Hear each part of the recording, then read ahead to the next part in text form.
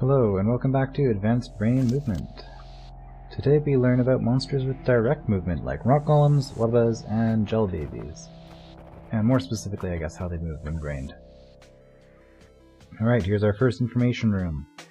And as I noticed last time, I don't actually know how long this is going to be. As I mentioned last time. So like we've got all sorts of weird stuff going on here. Should be good, should be educational. Direct movement is a style of movement used by dumber enemies, rock golems, gel babies, and wubbas. When brained, these monsters move much more intelligently than before. But even with this improvement, they are still not quite as clever as other brained enemies. The biggest difference in their new movement lies in the concept we covered earlier, brain-invisible obstacles. In this room, we will use tar babies to display roach-type movement, also known as beeline movement, and gel babies to display direct movement. Okay, are these mirrored? They appear to be, so these should get to me equally, right? When no brain-invisible obstacles are around, a monster using direct movement can traverse the path just as well as a smarter enemy. So they come in at the same time. Okay. However, when the gel baby has its best path blocked by a brain-invisible obstacle, it will stay where it is. By comparison, the tar baby will try the other directions until it either finds one that works or is told the best remaining option is staying put. Right, so this gel baby is trying to move orthogonally through the brain. And what just happened here, let's just back up one turn. So in this situation, the brain tells the gel baby to move here. The brains tell the tar baby to move here. The gel baby sees that its first move, it checks the first move, realizes it can't do it, and then just sits. The tar baby realizes it doesn't work, and then it checks those two, it checks the other squares to see if something else is better. Well, I guess it checks all of them, and after checking the first option didn't work, and then it checks the second option, which is going to be here because of tie break. So, yeah. You're not going to until... Okay, well yeah, obviously if I step here, but... And again, my sword again blocks the gel baby. Okay. By using brain movement preferences, it is still possible to get these dumber enemies around such obstacles. Sometimes this may lead to puzzles that could not be completed with a smarter enemy. Okay, so am I supposed to hit this or not? Oh, they're both tar. Okay, okay. I thought one was going to be tar, one was going to be gel, and I was going to have to like toggle back and forth, but no, I'm going to be stuck in here? And not allowed to leave. Okay. Yeah, so based on what the... Well, we know it's going to fail, most likely, but let's check to make sure. So, yeah, we're sealed.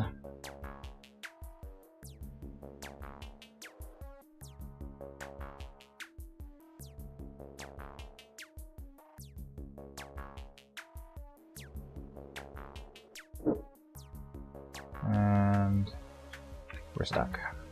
I probably should have checked these first.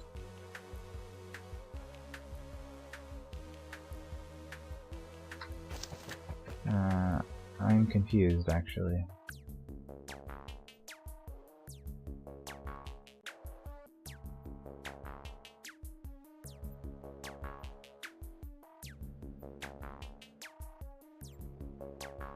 Oh, I see. That's the only thing. Okay, so that's the enforcement mechanism. If these are ever hit, then I can't complete it. Okay, so we'll do this. And now they're stuck. Okay. If I move all the way over here,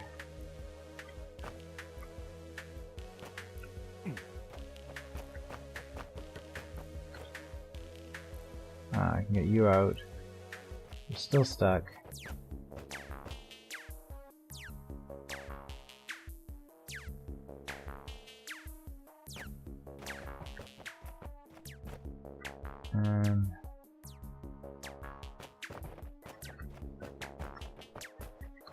Okay, I need to get you through here because you need to have the diagonal to me.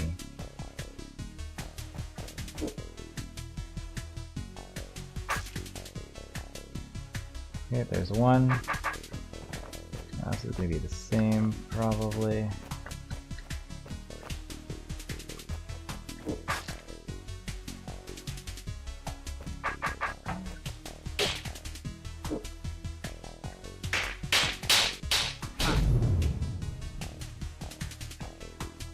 Okay, it was a weird room.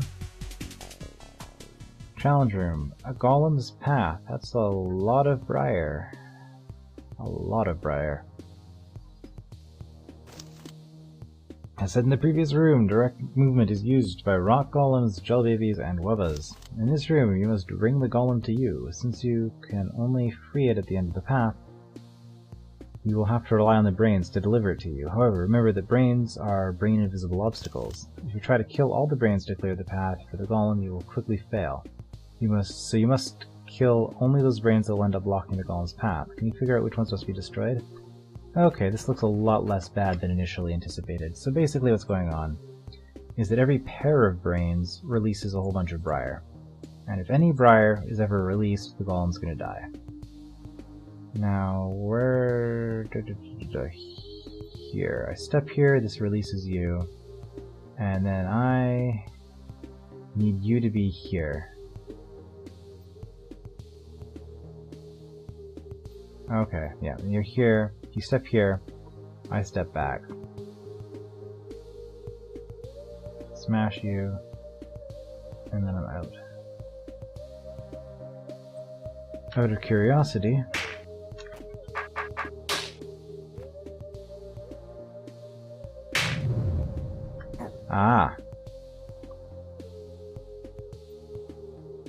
okay, all pressure plate pairs open all briars. Okay, so that's why I can't just do that. Okay. I wonder,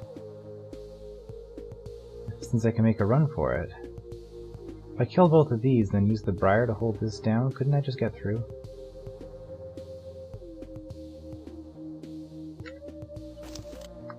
Will the golem go north, or east, or north? Okay, well, I'm actually just going to do that. I'm curious now. I don't see why this wouldn't work.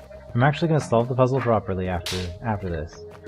But I'm curious as to what's going to stop me. I don't see... Let's see how.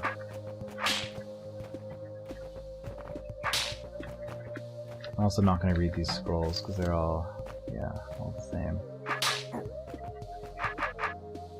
So if I do this...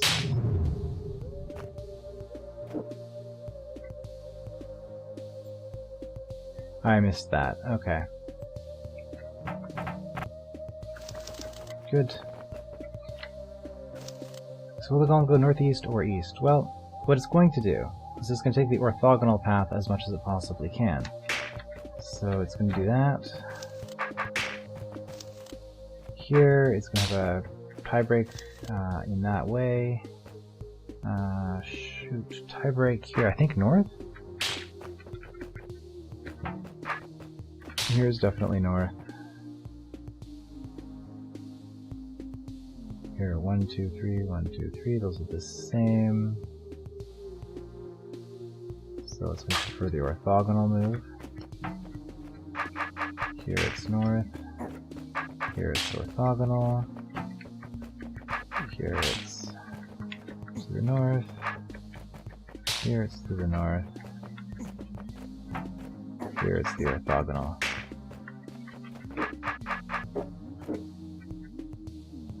Did I get that right? Because if it ever tries to make take the other path, it's just going to get stuck because of its nature.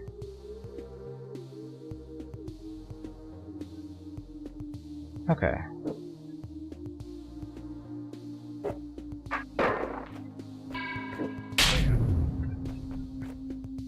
Alright.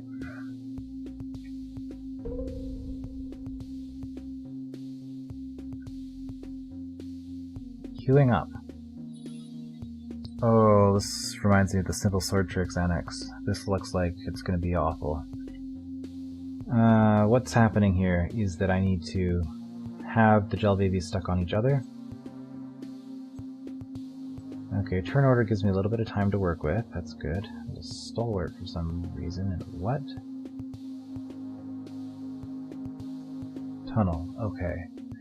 I get the scroll. I've never seen a scroll on a tunnel before. Interesting.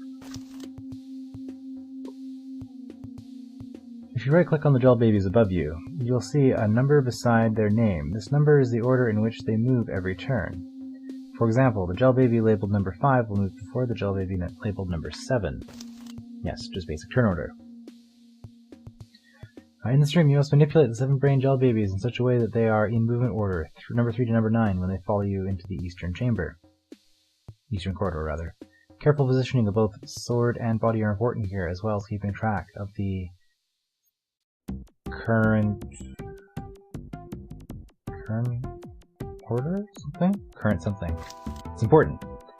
Also note the roach in the northern corridor. You cannot return to the western part of the chamber once you have reached the eastern side. This challenge is optional. You do not have to complete it to finish this level.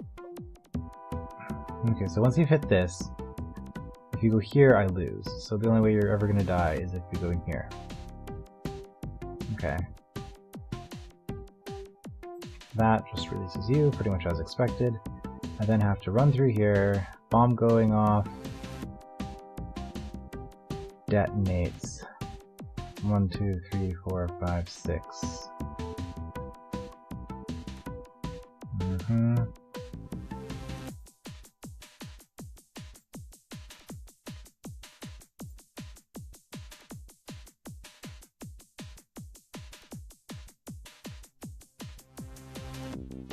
Yeah, so I want all of these in here, right?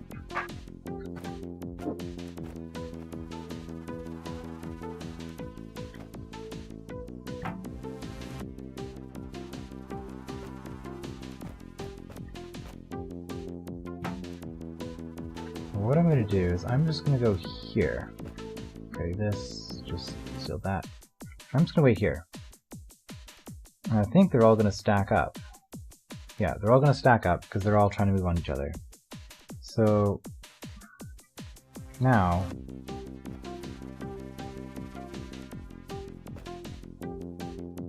interesting. So they're really slow this way.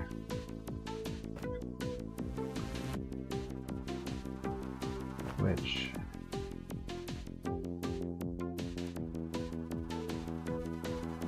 oops, they're waiting. I don't want them to do that. I want to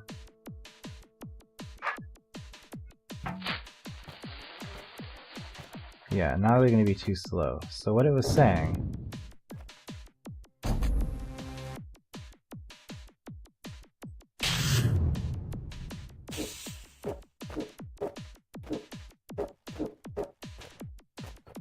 I need all 7 there, and then I hit this, yeah, okay. So I think what this was saying is I need to reverse their turn order. Is that the point of this? Yeah. So they're coming in the wrong order. I need to reverse their turn orders somehow. Oh boy. Well, I can see why this is, if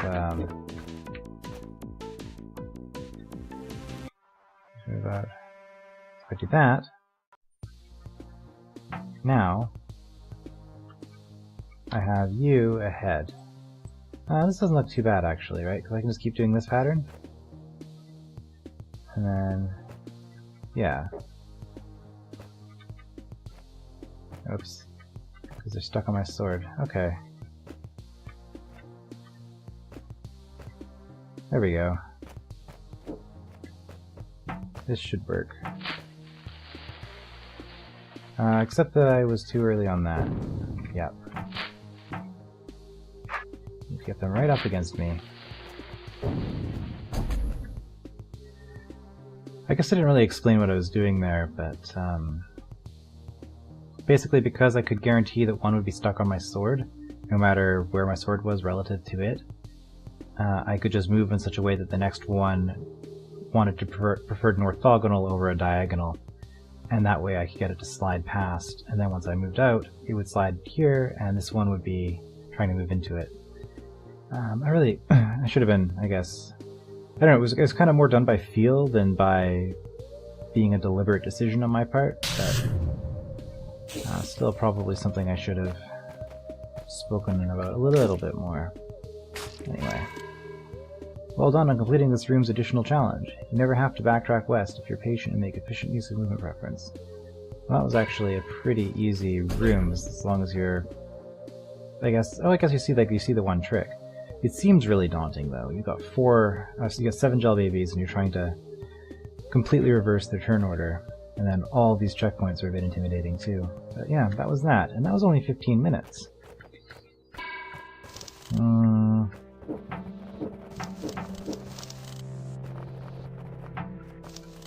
Further training areas, main level exit. Okay, well, this is probably going to be another hub.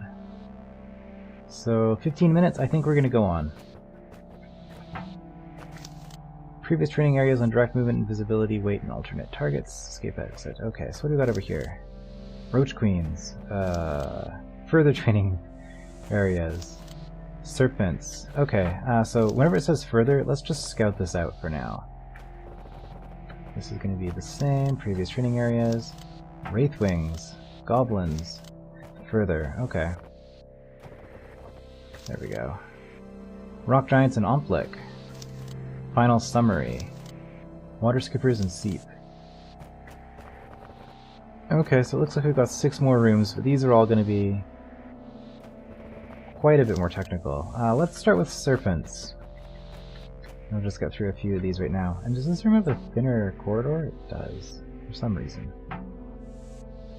Okay. Serpents. Oh, and multiple rooms per entry, possibly. Okay, yeah, this is gonna be something. An unbrained snake is quite a complicated creature with regards to how it prefers to move. However, when brained, they become a lot simpler to predict. Again, this can be used to advantage.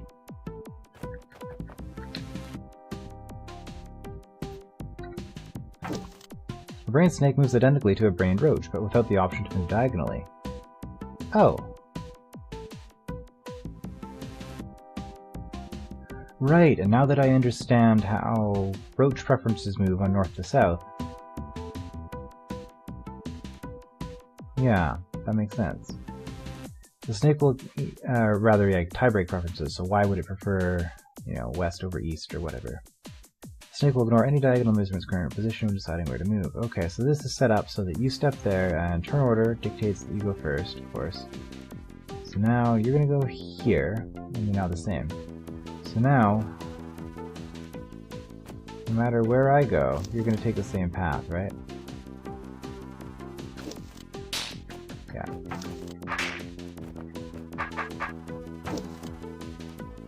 However, a snake cannot backtrack through its own body and does not want to stand still. In addition, their tail is a movable, brain-visible obstacle that can change the path as they traverse it. These restrictions can sometimes get them around obstacles that may trip up a roach. Okay, so you're gonna go here, like this. What's gonna happen here? You're gonna move here. And you're going to try to get around this way. I think, right?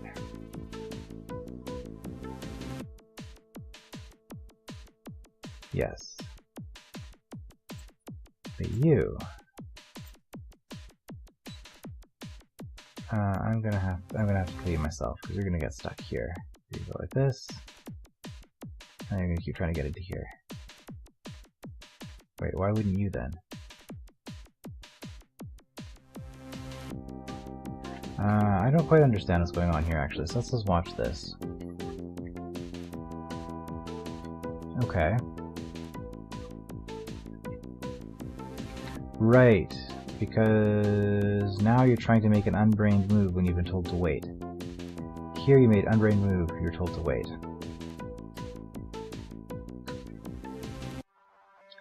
That's what it was, okay.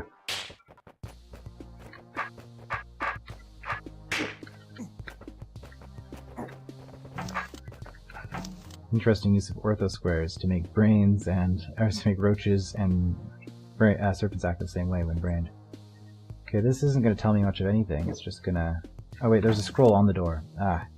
However, even if a clearer path is available, the snake will still be attached to the brain's shortest one. The only time a brain snake ignores a diagonal move is when it is right next to it, by which time it can be too late.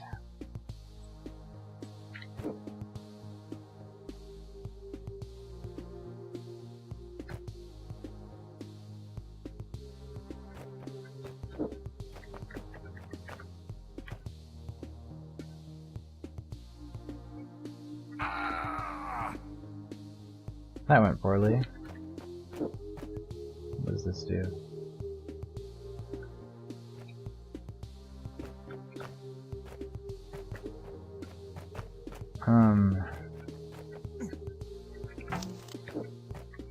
Okay, there's one away here. What's going on here?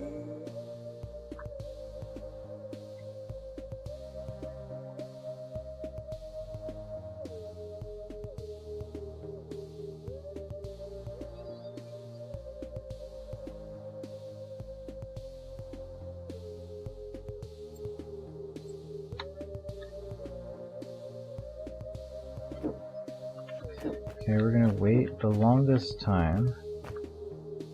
There we go. Okay, I had a little bit of leeway. A brain snake uses the following movement preferences: north, west, east, south, wait. This is identical to a brain roach without the diagonal moves, and like a roach, a snake will revert to its own unbrain instinct in order to wait.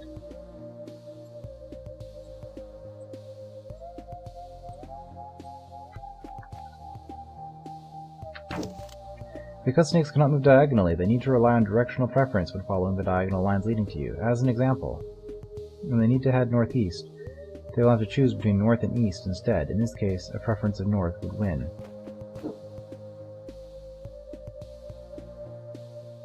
Right, so they prefer... okay, they don't have a choice. Here, yeah, north is preferred, south is not preferred. Also, why are you longer?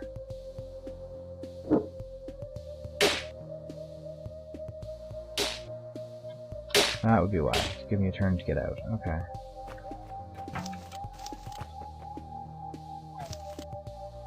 Just like roaches, brain snakes can be evaded. Their lack of diagonal movement and inability to backtrack makes them easy to dodge, even when your own movements are restricted.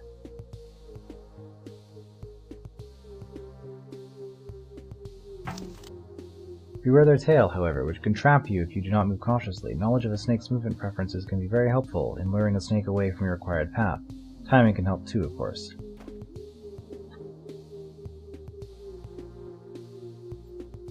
Oh dear.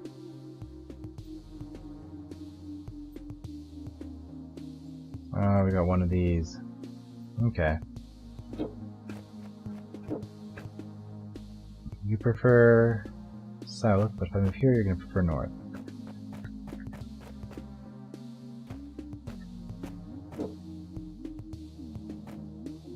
Yeah, you don't like south. Here, do that. Okay, how am I going to get past you? Like that, okay.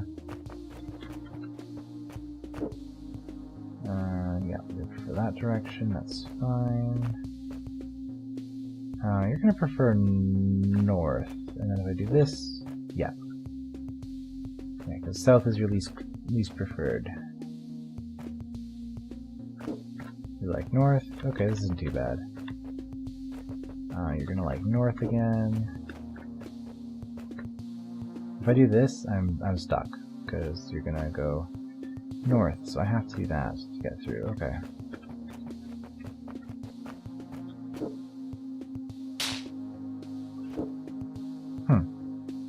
I didn't realize that serpent bodies were slightly transparent. I can see the door through it.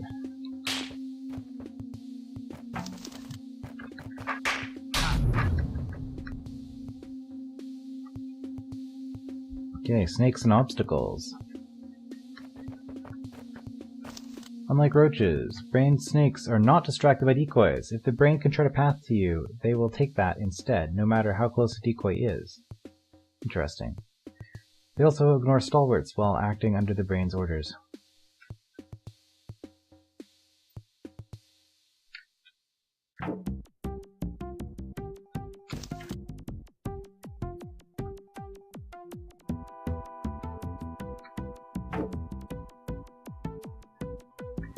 Okay, what's going on here?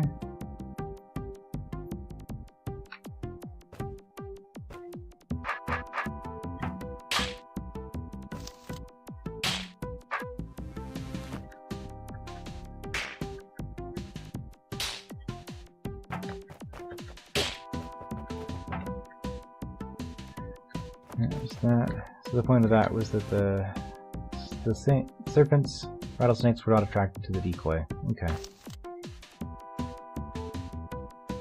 Snakes are able to traverse a few brain-invisible obstacles, which can have certain side effects. Adders will eat their way through various things, clearing a path to you, while swords are a danger to both rattlesnakes and adders. Okay, well, not a lot I can do about this. So what's going to happen here? Rattlesnake is just going to follow this path and probably die before it gets here. You, on the other hand, are going to go straight north until here.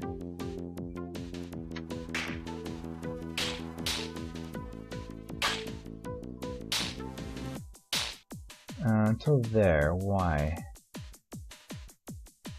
Because here's where you wanted to start turning. So you're going north. So here is where you're going to start turning. Okay, here.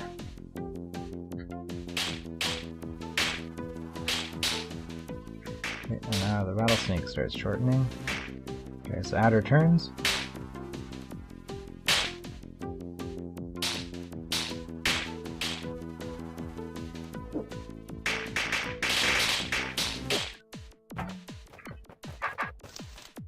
Finally, remember that if a snake is told that the best move available to it is to wait, it will ignore the brain's orders. Since the brain cannot chart paths through the snake's body or over visible obstacles, this can happen more often than you'd think. As with roaches, however, a brain will never order a snake to wait when it is on a brain-visible obstacle, like force arrows. The only way for a snake to react unbrained in that situation is if all possible routes seen by the brain are blocked. The rattlesnake in this chamber can see a path to you through brain-invisible obstacles that it cannot pass. While brained, it will ignore decoys, while when unbrained, it will react to decoys as normal. Lure it into your section and kill it to complete the room. Note that even though a serpent cannot move diagonally and that its tail is a visible obstacle, the brain will still chart distances through diagonals. Because of this, serpents may be ordered to wait on the turn after they pass openings blocked by an invisible obstacle. Okay. So I just need it to hit this, and I'm good. Yeah, okay. So you're going to come down.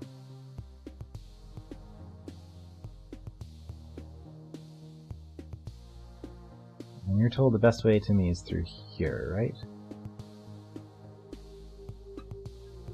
Okay, from here.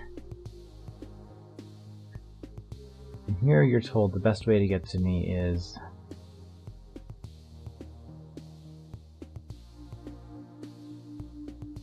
still here. That takes you further away. I think you're going to move here? Yes, okay. From here, you see a path to me. The best move is to move this way. You can't, so you're on an arrow. You want to move north, basically. You want to move north, but because you're blocked by your own tail, you're going to make an unbrained move instead. Attracted to the decoy, because I'm not within 5. Which is going to send you here. Okay. Now you're going to make a brained move again. South. From here, you're going to go here. Here. From here now, you want to go here, but you go north instead. Is it because you're attracted to the decoy later in turn order? No, you're attracted to the closer decoy. We've already studied this in the eyes and decoys puzzle. Eyes and decoy level. So you're making an unbrained move. You prefer horizontal, you can't, so you choose north as your tiebreaker. However, if I step in this column, you would want to move directly towards me because you're a serpent. From here, you don't have a choice, you have to move south. Okay. Interesting.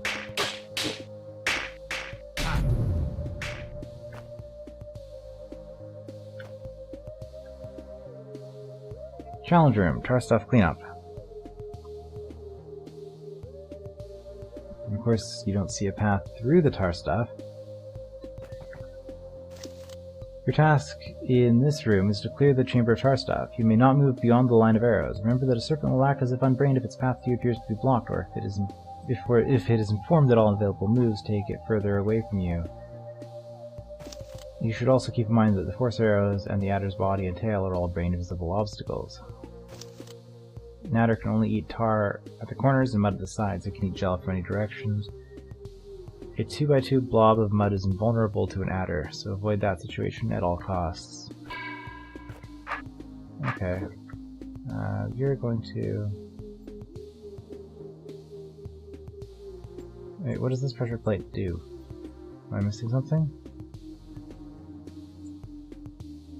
I don't think this pressure plate does anything. Not that I can see.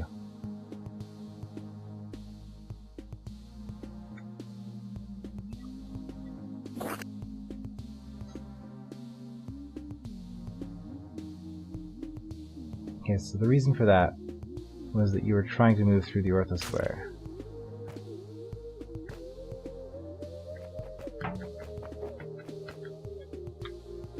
Now, vertical. But you can't eat through mud that way.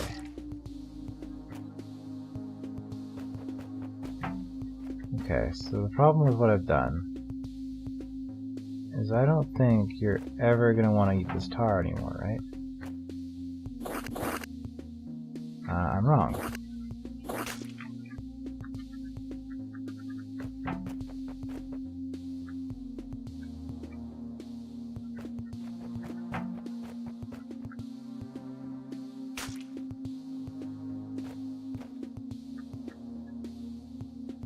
Right, you're acting unbrained now because your tail's too long. Okay.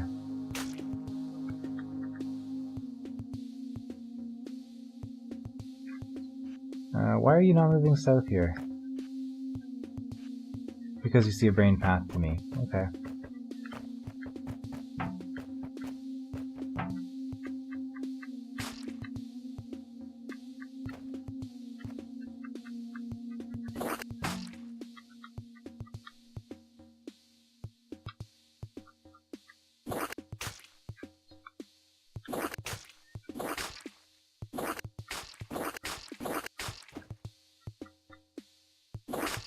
Uh-oh.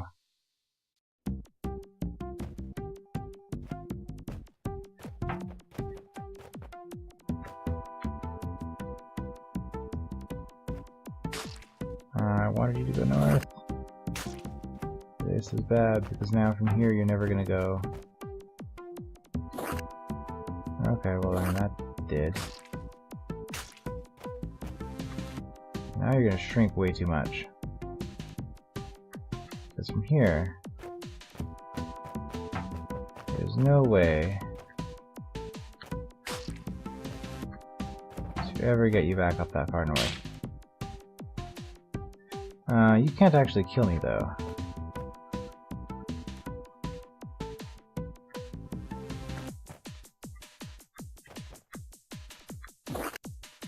Okay.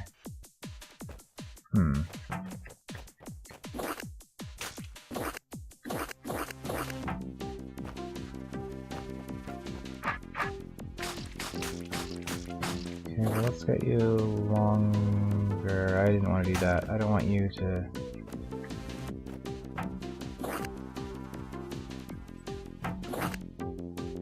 I need to get you...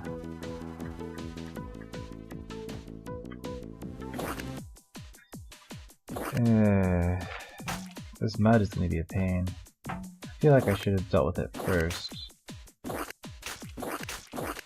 Yeah, okay, I can get the gel.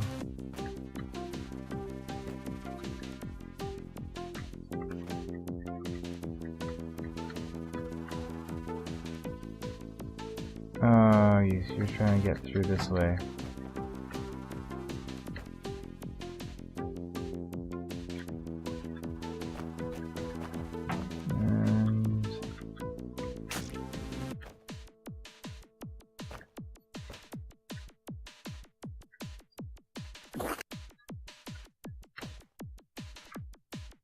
Alright, because you see a path to me. Okay.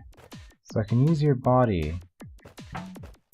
Interesting. Let's get you further south. I can use your body to make a path. So from here, if I wait, you go north. Okay. Here you should come towards me. Here, no. Okay, I screwed that up. That's fine. There we go.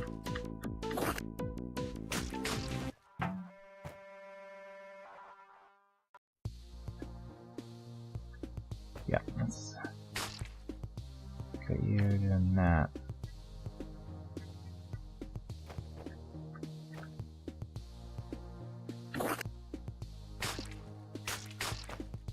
Now that tar is a problem, but I think if I leverage this right,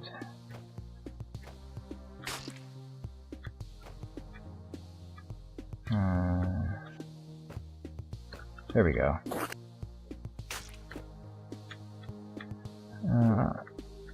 I'm not talking a whole lot. Oh, you shrunk yourself again. That's fine. Okay, so from here, if you go north, that's okay. You're on horizontal preference, but you're on horizontal preference, so you're not going to go north. If I step here, you're no longer drained. Okay, so I screwed up. Possibly a lot. Okay, there we go. Oh, good enough.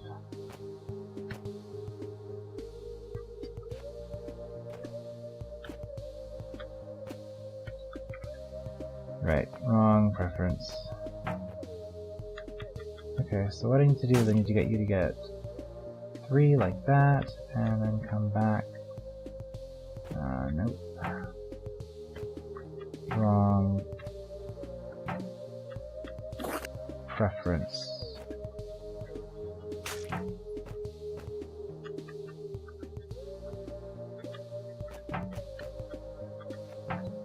So what I'm trying to do, there we go, is that. Weird room. So if I do that,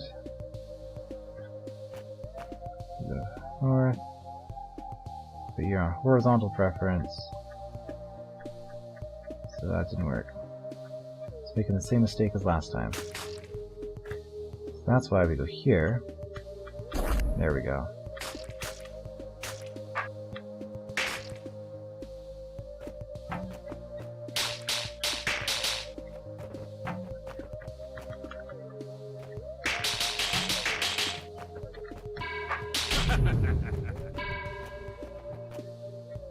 Weird.